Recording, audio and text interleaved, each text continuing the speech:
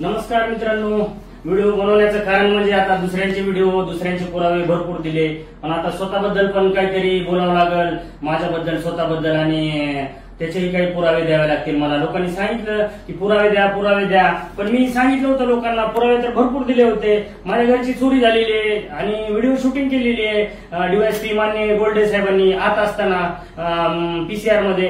ते म्हणले शूटिंग करून घेतली. म्हणलं सर गुन्हा दाखल करा ना, माझ्या घरात अशी चोरी झाली म्हणलं, कपाट वगैरे त्यांना दाखव. ते म्हणले पीसीआर मध्ये असताना तुमची फिर्याद घेता येत नाही. आता ही गोष्ट मला माहित नाही बरं का, वकिलांना विचारावं लागेल की पीसीआर मध्ये असताना माझी फिर्याद घेऊ शकतात का नाही ते मग माझ्या घरच्यांची घ्यायची, कोणाची, माझे वडील, भाऊ, बहीण, कोणाची तर फिर्याद घ्यायची ना, किंवा पोलिसांनी द्यायची. बाकी ठिकाणी पोलीस देतात ना फिर्याद, की तुम्हालाच दाखवलं ना मी, गोल्डे साहेब आले माझ्या घराचा पंचनामा करायला वगैरे, त्यांनी कपाट खोललं, चोरी झालेली आहे त्या ठिकाणी. तर अशा प्रकारे मित्रांनो माझे स्वतःचे पुरावे. आणि दुसरी गोष्ट, माझ्याकडे ते एक पत्र बी आहे, ते दाखवतो मी व्हिडिओ ह्याच्यामध्ये, की माझी बॅग त्या दिवशी एअरपोर्टला आलीच नाही दिल्लीवरून. का नाही आली हो दिल्लीवरून? एअरपोर्टला मी 100 वेळा फिरलोय आजपर्यंत. तर त्याच्यामध्ये 3-4 गोष्टी चालत नाहीत. ते नारळ, सिगरेट, पॉवर बँक आणि अजून मला वाटतं लायटर वगैरे, असं एक 4च गोष्टी माझ्या ह्याच्याने तर आपल्या त्या बॅगमध्ये चालत नाहीत. तर मी काही सिगरेट पित नाही, पिली कधी तर ते बाहेरच्या बाहेर पांढरपुरीवर कधी तर. आणि दुसरी गोष्ट, नारळ ठेवायचा काही संबंधच नाही. तिसरी गोष्ट, मी काय पॉवर बँक कधी ठेवत नाही. 2-2 मोबाईल माझे फुल रिचार्ज असते, आणि ठेवलं तरी ते मी घरी ठेवून ना. मला 100 वेळेस प्रवास केल्यानंतर मला माहित नाही का बॅगेत ठेवायचं का नाही. चौथी गोष्ट काय तर ना, झाले वाटतं नारळ वगैरे सगळं झालं. आणि पेट्रोल काय मी एअरपोर्टवरून घेऊन जाणार आहे का? ज्यांना आता जे एअरपोर्टने फिरतात त्यांना सगळ्यांना माहिती आहेत काय गोष्टी अलाउड आहेत त्याला. मग माझी बॅग का नाही आली दिल्लीहून पुण्याच्या एअरपोर्टला? कारण सगळ्यांना कळलं की त्या बॅगेत काहीतरी पुरावे आहेत. दुसरी गोष्ट, माझ्याच घरची चोरी का व्हावी हो, त्याच्यावरती एफआयआर नाही घेतला अजून. का नाही घेतला? घ्या ना पोलिसांचा एफआयआर. फिर्यादी पोलिसांनी पहिली घटना बघितली ना, कायद्यामध्ये आहे ना, मग त्यांचा एफआयआर घ्या. तर ते घेतला नाही मित्रांनो. ठीक आहे. मग त्याच्यानंतर आता मी माझ्या ह्याच्या येतो, माझ्या मुद्द्यावरती येतो. निखिल गुप्ताजी यांनी केलं होतं, थोडं जवळून दाखवा बाबा. एक काम करा, हे बघा, असं त्यांनी हे केलं. दिसते का आपल्याला? आपल्या अधीनस्थ कार्यरत पोलीस उपनिरीक्षक रणजित कासले यांची चौकशी करून अहवाल 24 तासात सादर करण्याबाबत.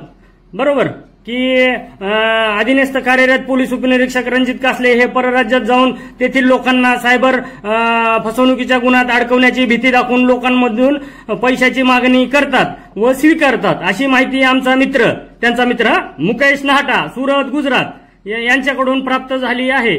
या प्रकरणाशी निगडीत संबंधित कागदपत्रे सोबत जोडली आहेत. तर अहवाल बरं का, 24 तासात योग्य ती कडक कारवाई करावी. आणि सही बघा, निखिल गुप्ता साहेब, अप्पर पोलीस महासंचालक कायदा व सुव्यवस्था, जे की मुकेश नाहटाचे पार्टनर आहेत. आता निधी टेक्सटाईल आणि राज टेक्सटाईलचे ओनर, जे सगळे प्रॉपर्टी, कुठला आयपीएस अधिकारी स्वतःच्या नावावर प्रॉपर्टी ठेवत नाही, पण ते काढलेत मी कोणाच्या नावावर आहे, कुठे आहे, काय आहे, ते सगळं देणार आहे, सगळे पुरावे भेटतील. आणि दुसरी गोष्ट, फक्त राजीनामा घेतला त्या बीडच्या प्रकरणात. आता मी न्यूज बघितल्या, पोलीस म्हणजे जे तुरुंग अधीक्षकाचे राजीनाम्याने काय होणार आहे? त्या सरकारी नोकरदाराचा राजीनामा घेऊन काय? अहो, त्याच्या पाठीमागचे सूत्रधार आका, ते आपले म्हणतात ना, ते त्यांच्याप्रमाणे आकाश शोधा ना, त्याच्या पाठीमागचा कोण आहे ते, त्यांचा राजीनामा घ्या, त्यांना घ्या, त्या सहआरोपी करा ना गुन्ह्यात. ते करू शकत नाहीत. ते फक्त सगळं दाखवतात, मीडियालाही दाखवतात, जनतेलाही दाखवतात, आणि आपलं ते काम चालू आहे. जाऊ द्या, तो विषय आपला नाही. ठीक आहे. त्याच्यानंतर कुणीतरी माझी जबाबदारी घ्यावी ना. मी पुरावे अशा देईन ना की माझी सिक्युरिटी द्यावी. मला परत पुराव्यासाठी आलो किंवा कशासाठी जर आलो मी, तर माझ्यावर हे करतील ना, ते काय म्हणतात त्याला, मोकाबिक्का लावतील वर्षभर. फक्त हे कुणीतरी माझी चौकशी करा, माझ्या या झालेल्या प्रकरणाची चौकशी करा. कसं सस्पेंड केलं? अरे एक तरी तक्रारदार आहे का? त्यांनी 1 महिना झाला शोधत आहेत आज की माझ्या विरुद्ध तक्रारदार. फक्त त्यांना ते 2 दाखवले त्यांनी तक्रारदार तिकडलेच, आणि माझ्या विरुद्ध खोटे गुन्हे दाखल केले. गुजरातचा एकही भेटला नाही त्यांना. 4-4 वेळा येऊन गेले तिकडे गुजरातमध्ये. इकडे म्हणजे काय, मी काय आता गुजरातमध्ये नाही, गुजरात राज्यात येऊन गेले. ठीक आहे. तर खोटे गुन्हे कशात दाखल करता?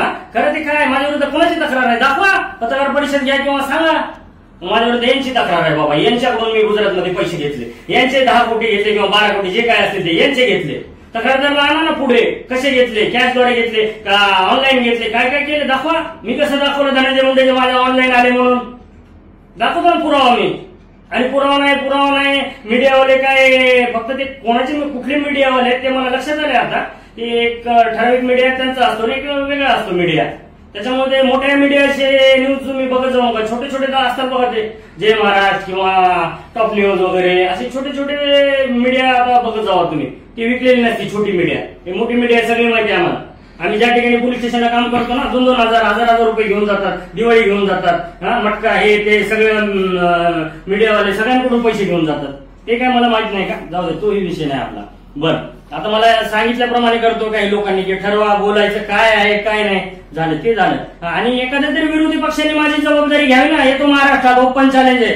माझ्यावर खोटे गुन्हे दाखल करायचे नाही, मला अटक करायची नाही. जर 302 पुरावे दिले नाही या पट्ट्याने, कुठं परळी कनेक्शन कुठं बॉयलर मध्ये टाकले, पुराव्यासहित कोणती व्यक्ती मिसिंग आहे आणि कोणती व्यक्ती मिसिंग दाखवलेली आहे, आणि ते 12 मध्ये कनेक्शन पर मी सगळं काढून टाकतो. मी नाही तर काढले तर अर्धी मूच काढून हा पट्ट्या महाराष्ट्रात फिरत.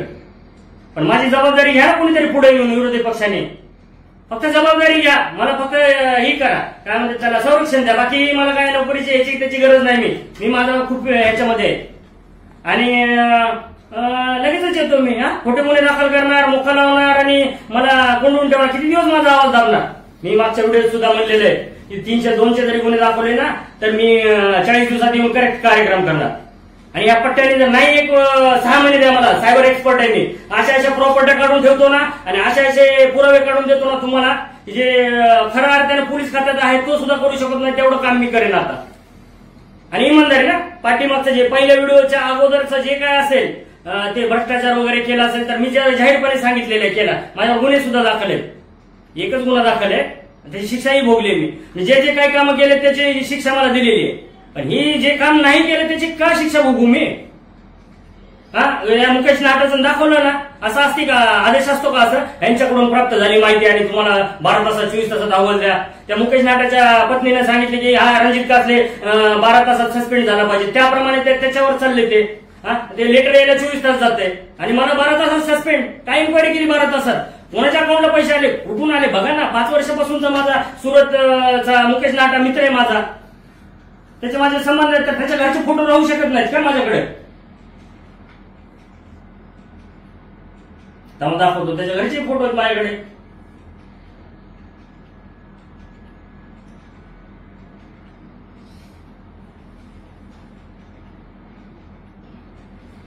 ते नंतर टाकतो मी त्याच मोबाईल मध्ये ज्यामध्ये हे चालू आहे ते.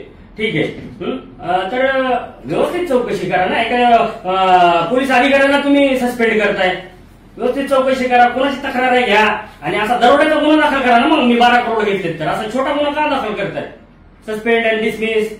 तुम्हाला वाटलं डिसमिस मी उपाशी मारणार आहे वगैरे, आणि भरपूर करून ठेवलेले आहे मी. आणि काय मी माझ्या स्वतःच्या नावावर केलं नाही. ते IPS लोक आहेत ना, मंत्री लोक, त्यांच्याही पेक्षा मी पुढचा आहे. कसे व्हाईट मनी ब्लॅक करायचे आणि ब्लॅक मनी व्हाईट करायचे, कुणाच्या नावावर प्रॉपर्टी ठेवायची सगळं माहितीये. चौकशी कुठपर्यंत होती मला सगळं माहितीये. पोलीस खात्यात 20 वर्ष काम केले. नातेवाईक मित्र सगळे जवळचे सगळ्यांच्या नावावरची चौकशी होती प्रॉपर्टी. त्याच्याही पुढचं आहे मी. मग मला कशाला सांगताय तुम्ही. ठीक आहे, जाऊ द्या. परत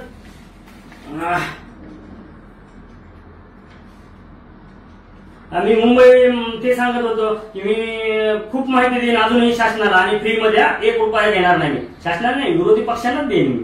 कारण माझ्यावर अन्याय ह्या शासनाने केलेला आहे, ह्या गव्हर्नमेंटने केलाय, ह्या गृहमंत्र्यांनी माझ्यावर अन्याय केलेला आहे. कुठली तरी चौकशी करा ना माझी. 12 तासात मला सस्पेंड आणि डिसमिस डायरेक्ट. विभागीय चौकशी नाही, काय नाही, प्राथमिक चौकशी सुद्धा नाही माझी. एवढी मोठी शिक्षा का मला आणि का भोगायची मी ती. सगळ्याचे वाभाडे काढणार मी. 302चे नाही वाभाडे काढले ना, कोणाची कुठं मिसिंग दाखल आहे आणि कशा प्रकारे, जेवढं मला माहिती आहे तेवढं. बाकीच्या तर माहिती घेईनच मी. ठीक आहे, ते काय बाकीचे काढू. अजून मरीन ड्राईव्ह, गिरगाव चौपाटीला काम केले. सांगितलं ना मी 20 ठिकाणी 20 पोलीस स्टेशनला काम केलेलं मी. तर मी सगळं मला माहिती आहे, कोणाचे कुठं काय छक्के पंचे काय काय सगळं काढा मी या गव्हर्नमेंटचे वाभाडे. आताच माजी मंत्री का आताचे मंत्री आहेत दीपक केसरकर, कशा प्रकारे व्हिडिओ काढले माझ्या स्वतःच्या मोबाईलमध्ये होता. तसे भरपूर पुरावे.